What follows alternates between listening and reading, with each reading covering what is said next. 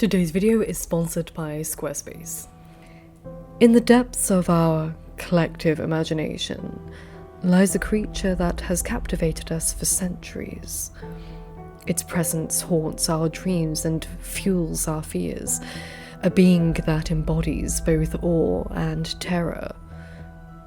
Welcome, dear reader, to a realm where legends entwine with reality, where fire-breathing monsters roam the pages of history, and where the ancient mythos of dragons take flight. These magnificent creatures have left an indelible mark on the human consciousness, transcending cultures and spanning civilizations. From the scorching deserts to the icy peaks, from the lush forests to the deepest abyss. The lore of dragons whispers through time, entwining itself with the fabric of our existence. But what lies beneath the scales of these enigmatic beings? Are they mere figments of human imagination, or do they possess a primal truth hidden within their mythological wings? Join me, Cinzia, the lady of the library, as we embark on a journey into the heart of dragon lore, unraveling the ancient tales, unearthing the buried secrets, and delving into the dark recesses of the human psyche, where these creatures find their roots. Prepare to delve into forbidden tombs, where forbidden knowledge reveals the untold power of these celestial creatures.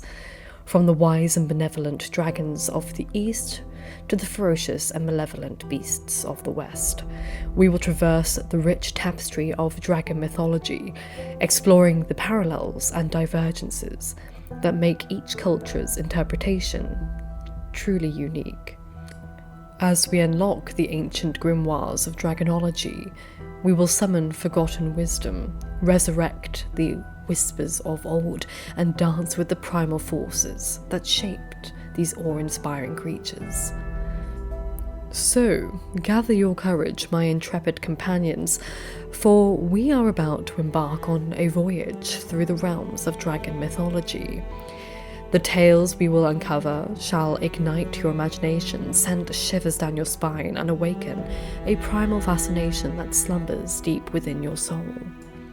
Welcome, dear readers, to the untamed domain of the dragons. Prepare yourselves, for as the pages turn, the veil between reality and myth grows thin. For you find yourself in the library of the dark pages and eerie epistles, dear reader, where the forbidden knowledge of ages past lies waiting to be discovered. Here amidst the dusty tomes and faded parchment, secrets are long forgotten, and untold tales come alive once more. As you step further into this labyrinth of words and ink, be prepared to question what you think, challenge the boundaries of belief, and confront the chilling truths that lurk in the shadows. Welcome to a journey through the twisted corridors of my library, where the line between fact and fiction blurs and the whispers of the past beckon you ever deeper into the abyss of mystery and macabre. So when we talk about dragons, we actually have to go further back, take off its limbs, as it were, and look at its origins, the notable giant snake figures in folklore across the globe. And today I first take you to meet the rainbow serpent of Aboriginal Australian mythologies. The rainbow serpent was a creator god who lives in waterholes of Australia and travels between them, either under the ground or in the storm clouds when a rainstorm was moving. The serpent is said to bring rain, as expected, and save people from drought. The rainbow serpent is part of the longest uninterrupted mythological tradition in the world, with its earliest representations found in rock art and related religious beliefs dating back at least 6,000 years. When a rainbow is seen in the sky, it is said to be the rainbow serpent moving from one waterhole to another, and the divine concept explained why some waterholes never dried up when drought struck. As a bringer of water, the rainbow serpent is viewed as a giver of life, but it can be destructive when angry. In Arnhem Land in the Northern Territory, the rainbow serpent is associated with rituals of abundance and propagation in the natural world, and of fertility and well-being in human society. It has the power over life and death, bringing conception spirits to the waterholes, and also punishing those who break traditional laws. It's important for me to stress here that the rainbow serpent is a Western anglicised name coined by the English Alfred Radcliffe Brown, an anthropologist who noticed the same concept going under different names amongst Aboriginal Australian cultures, and called it the rainbow serpent myth of Australia. But this is obviously not the name for the deity by the Aboriginals, and the term misleadingly suggests that there is only one rainbow serpent, when in fact the concept actually varies quite a bit between Aboriginal culture to another. The rainbow serpent is known by different names by different Aboriginal subcultures, and some examples are the Borlung by the Miali, the Darkin or the Tarkin by the Cooley, the Kajira by the Ingada, the Guriala by the Lardil people, etc. One notable one that the name will pop out quite a lot is the Yolanga, a copper snake who was awakened, according to myth, from a deep sleep by the odour of a woman's menstrual blood, or, in another version of the tale, the blood of childbirth. Now, as you know, I've built all my main business websites over the past few years with Squarespace because I love how intuitive and easy it makes website design and layout, and I'm very excited for my new launching happening with my podcast website associated with this channel. I don't know anything about coding, which has made using other website platforms incredibly frustrating. But with Squarespace, I can just drag and drop my content where I want it. And if you're a creator like me who wants to expand your revenue stream, then Squarespace is an all-in-one platform that makes it easy for you to monetize your content and expertise in a way that fits your brand. Squarespace Member Area lets you sell your courses or classes to your followers, and Squarespace also has an inbuilt email campaign option where you can collect your email subscribers and convert them into loyal customers, all from your website. And the built-in analytics feature gives you insight into who's visiting your site, the traffic sources, the time they spend on your site, most read content, audience, geography, and so much more. So if you want to expand your business or just build a beautiful site for your blogging pleasure, then go to squarespace.com for a free trial. And when you're ready to launch, go to squarespace.com/lady of the library to save 10% off your first purchase of a website or domain. According to the legend, the sisters were travelling with their older sister, and she is the one who gives birth, and the blood flows into a waterhole where the rainbow serpent lives. In another version of the tale, the sisters are travelling with their mother, Kanapapi, all of whom know ancient secrets, and the serpent is merely angered by their presence in his area. Whichever version of the story, the rainbow serpent traces the scent of a woman's blood back to the sisters sleeping in their hut, a metaphor for the uterus, and when it enters, it eats them and their children.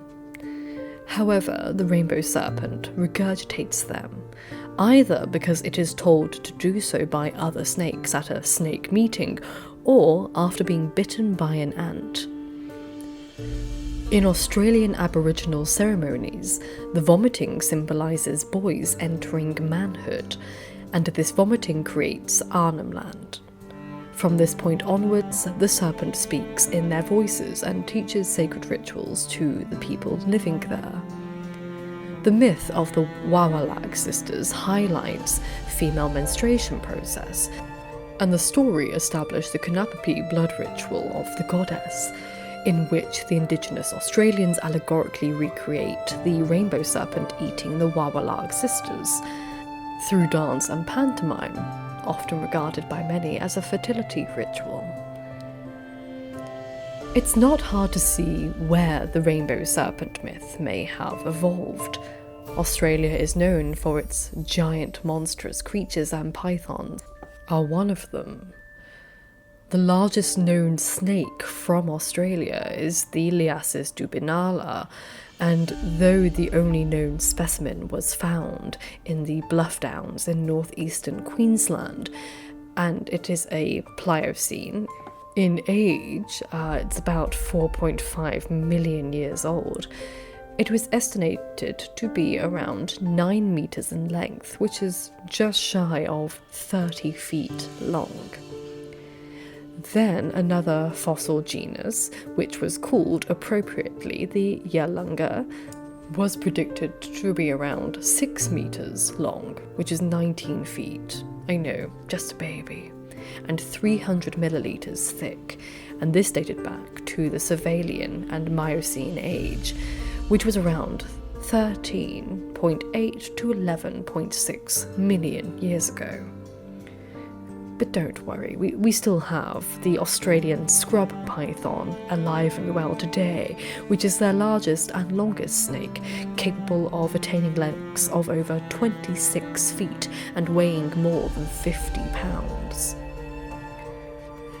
But technically these snakes are nothing compared to what has been discovered. The Titanoboa, the extinct genus of a giant boid, was first discovered in the early 2000s by students from the University of Florida and the Smithsonian Tropical Research Institute, recovering around 180 fossils of the Titanoboa from coal mines of Cerrejón in La Guajira, Colombia. This giant snake, which could grow up to 50 feet in length, lived during the Paleocene epoch, about 60 million years ago, and though not in any living memory of any ancient civilizations, it does serve as a nice segue to the draconic legends of South America. The Yucatec Maya worshipped Kukulkan, a Mesoamerican serpent deity whose origins come from the Classic period, later adopted by the post-Classic Quiche Maya and the Cucumates. The Kukulkan was the feathered or plumed serpent god who brought wind and rain, symbolized life above and below earth, and is particularly associated with Chichen Itza, where a large temple was built in his honor. The figure first appears, albeit rarely, in carvings of the Olmec civilization, which prospered in the pre-classical Mesoamerica from circa 1200 BCE to circa 400 BCE. It is not to be confused with the Yucatec Maya legendary hero of the same name, who, around the 10th century CE, is credited with founding other cities in the region, such as Mayapan, which replaced Chichen Itza as the region's dominant city. The Aztecs worshipped Quetzalcoatl, whose name comes from the Nahuatl language that means precious serpent, or Quetzal feathered serpent. Xuicotl, translated as turquoise serpent in classical Nahuatl, is another serpent deity, who was the Aztec fire god interpreted as the embodiment of the dry season and was the weapon of the sun. In the mythology of the Andean civilizations of South America, the Amaruca, or Katari, is a mythical serpent or dragon most associated with the Tiwanaku and Inca empires. In Inca mythology, Amaruca is a huge double-headed serpent that dwells underground at the bottom of lakes and rivers, and was also associated with seismic movements. According to the beliefs of the ancient Andean people, the world is divided into 3 regions: the Hanan Paka, which is the world above, a place inhabited by the gods and the birds; the Kipacha, which is the present world, also known as the realm where humankind lives; and the Akupacha, the world below.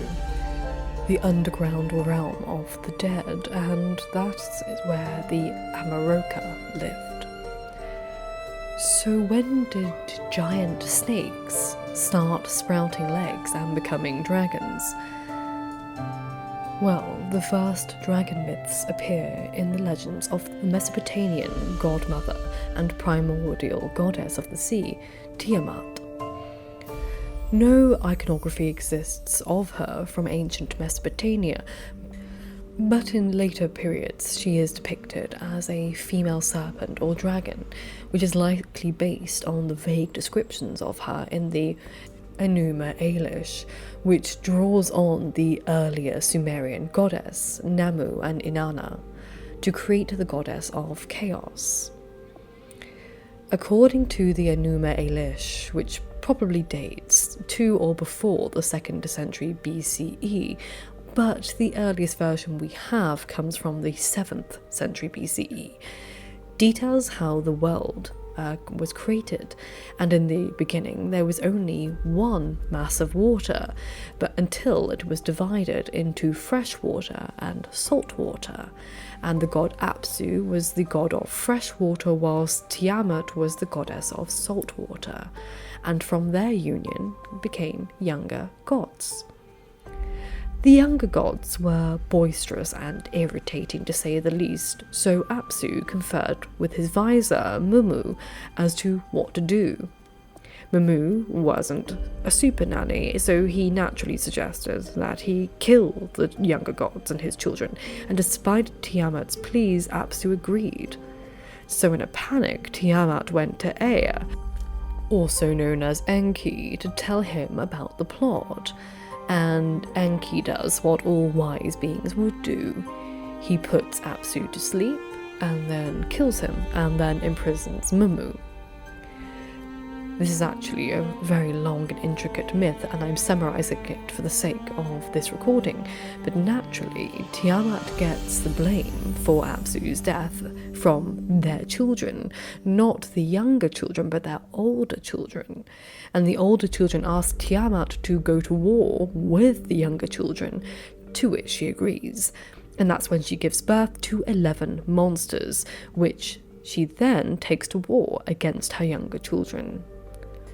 Now, the actual dragon that we do know for a certain is that one of her children of these 11 monsters is called Meshuzu, and they are described as a dragon/snake creature.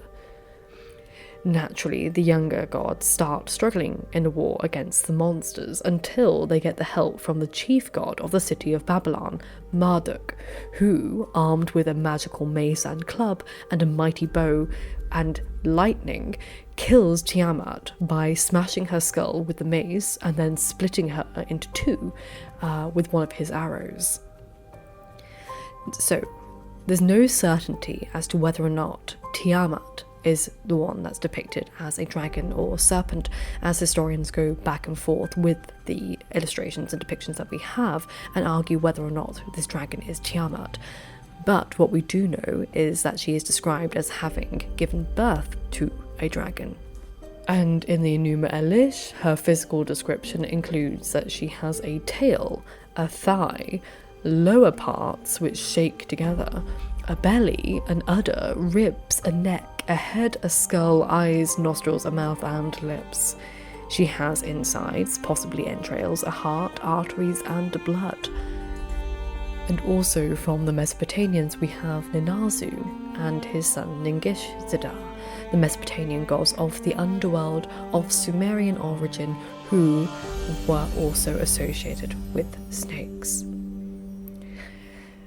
Though the story of Tiamat's children are the earliest known myths of a dragon, the earliest depiction of a dragon takes us back even further to eastern Inner Mongolia. Carved Jain dragons have been excavated at sites at the Hongshan culture dating back to 4,500 to 3,000 BCE, far before any written records of the dragon creature appeared. Though we don't know how the Chinese dragon came to be, historians believe that the rainbow and serpent in the sky images that we've already discussed in the Aboriginal Australia myth is likely what also inspired the origins of the Chinese dragon. In China, the dragon was, and is still today, regarded as a being just and benevolent, and has an outstanding features, including, as historian R. Dawson explains, the horns of a stag, the forehead of a camel, the eyes of a demon, the neck of a snake, the belly of a sea monster, the scales of a carp, the claws of an eagle, and the pads of a tiger, and the ears of an ox. Chinese scholar Wen Yidu suggested that this collection of beastly parts was actually part of the political union of several different tribes, each with a different animal as their totem.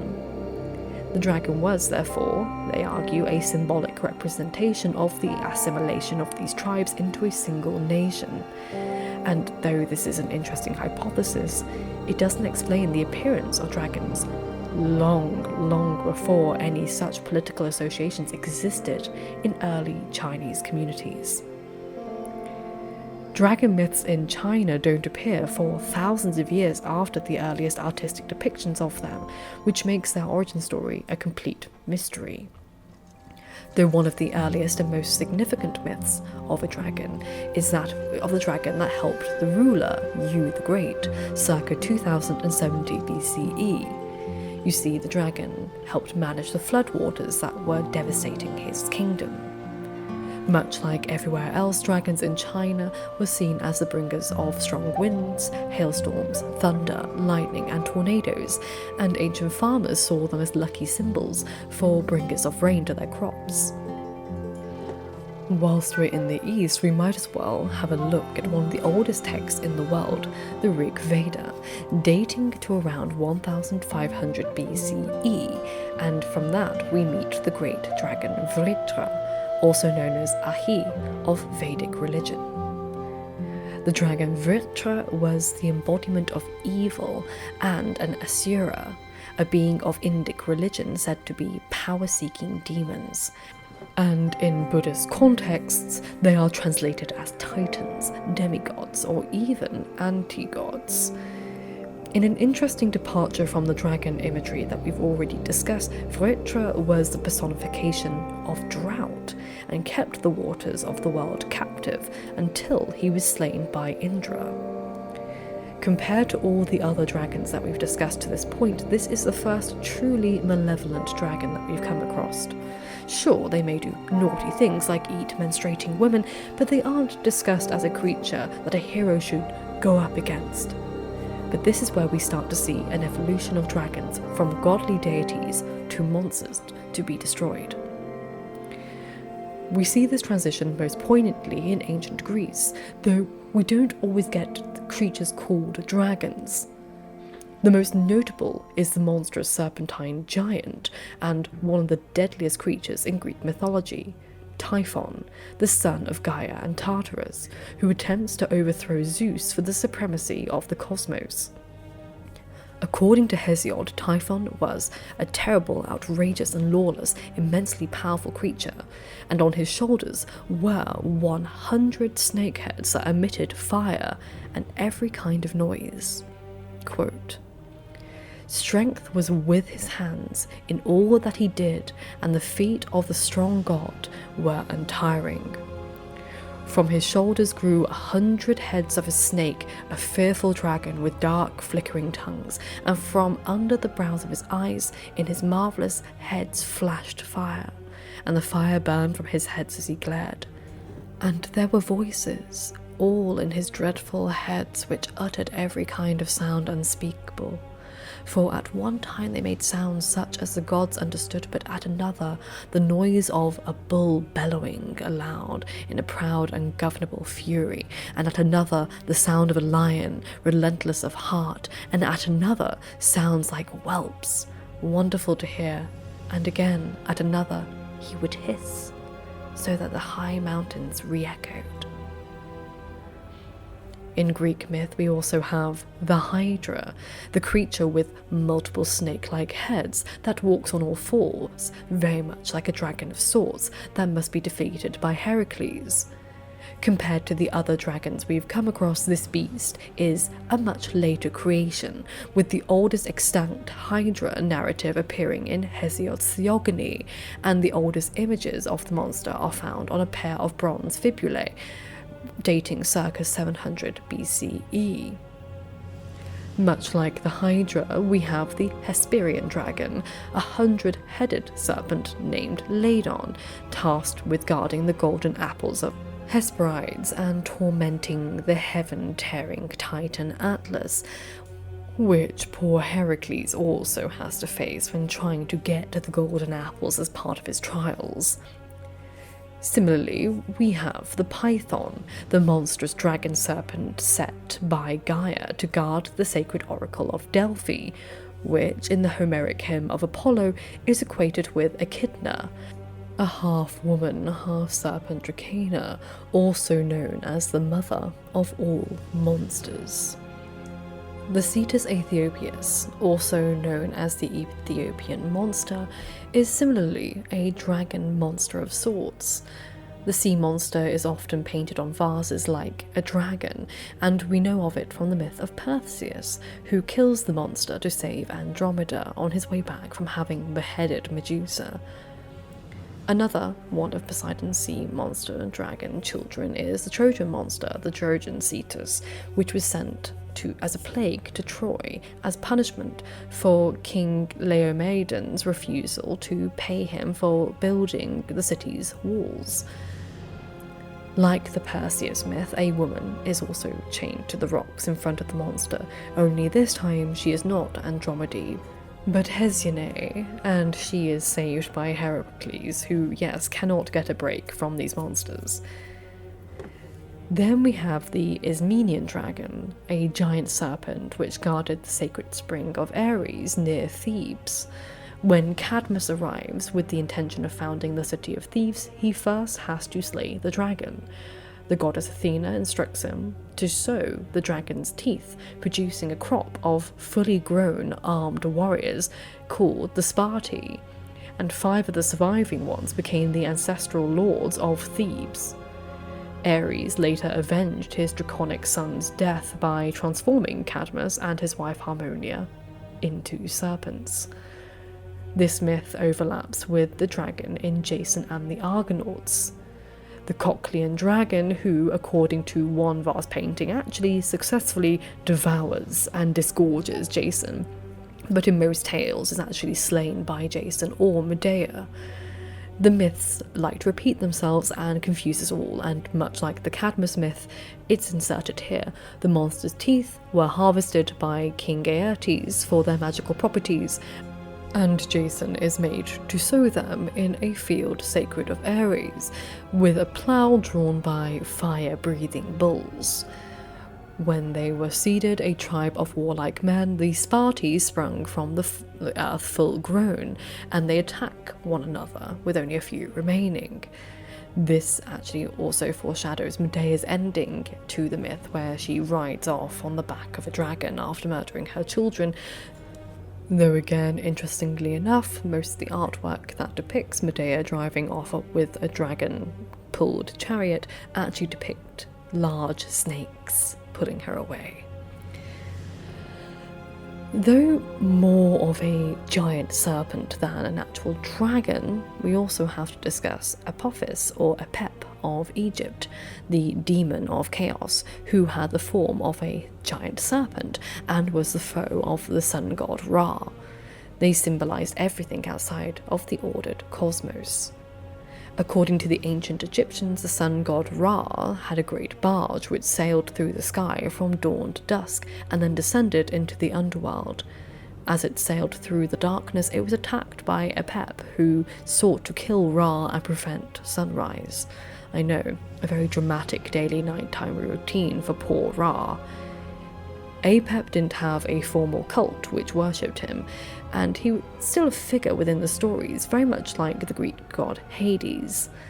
Like the other snake-like deities we've discussed, Apep was associated with earthquakes, thunder, darkness, storms, and death, and was sometimes linked to the god Set.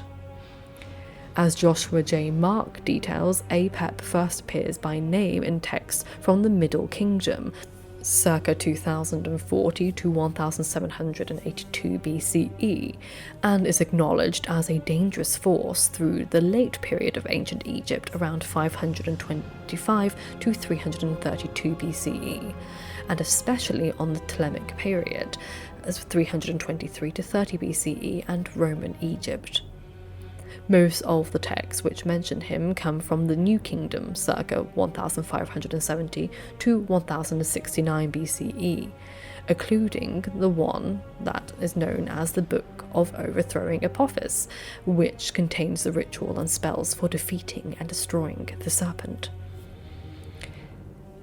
And finally, that leads us on to Leviathan, the primordial fire-breathing serpent in the Jewish mythology.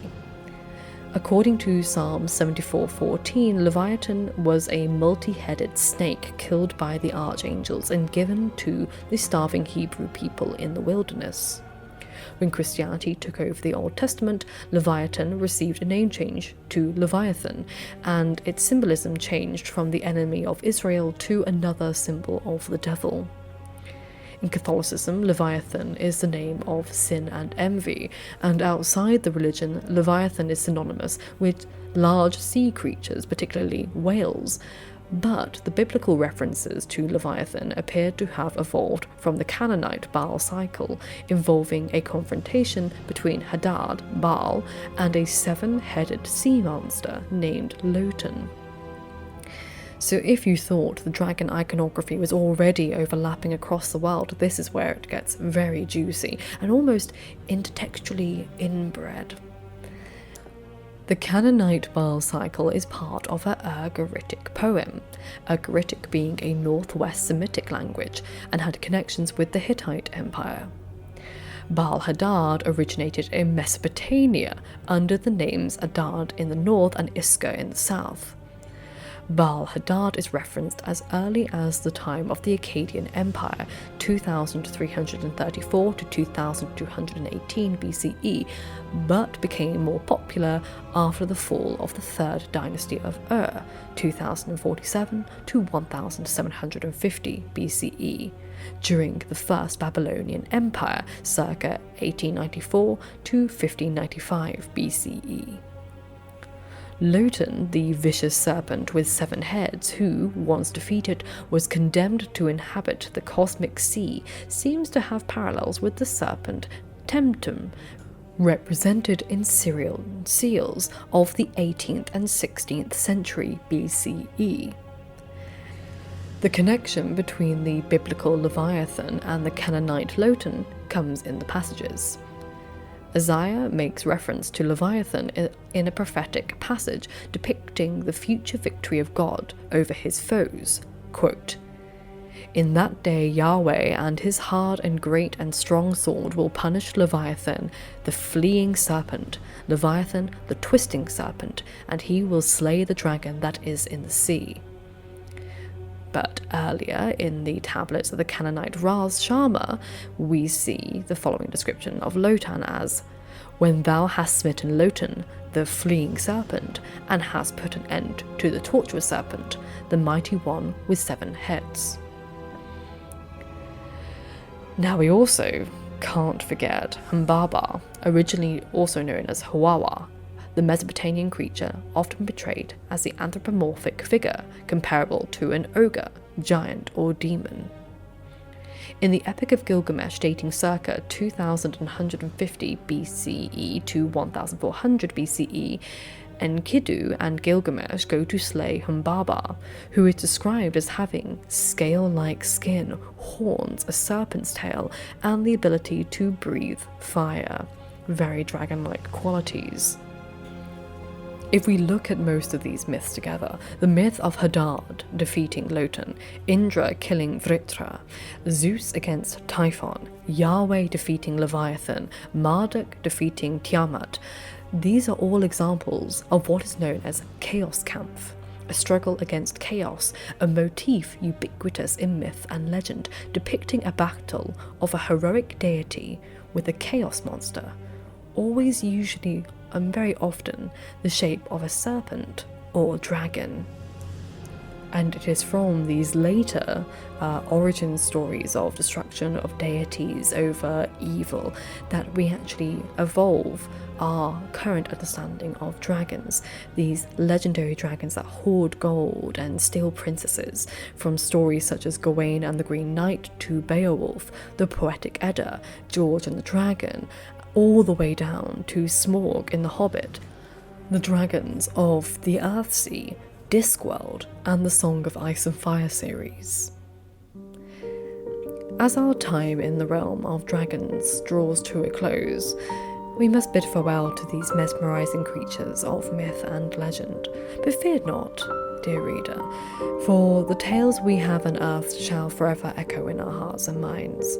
May the fiery breath of dragons ignite your imagination and fuel your dreams as you carry their magic with you to the realms of your own adventures. Remember that dragons are not merely creatures confined to ancient tales and dusty pages. They are symbolic embodiments of our deepest desires, our fears, and our untamed spirit. They remind us of the boundless potential within ourselves, urging us to harness the power of our inner dragons. So as you step back into the realm of reality, carry the wisdom of these mythical beings with you. Embrace their resilience, their majesty, and their unyielding spirit. Let their stories inspire you to chase your own dreams, face your own fears, and soar above the limitations that hold you back. In the end, dear listener, the legacy of dragons lives on, not only in the tapestry of human folklore, but within the depths of our soul. So may you venture forth with the heart of a dragon, forever entwined with the magic and mystery that we have explored together. Until we meet again, may your own tales be as epic as the wings of these extraordinary creatures. Farewell, and may the dragons guide you on your path.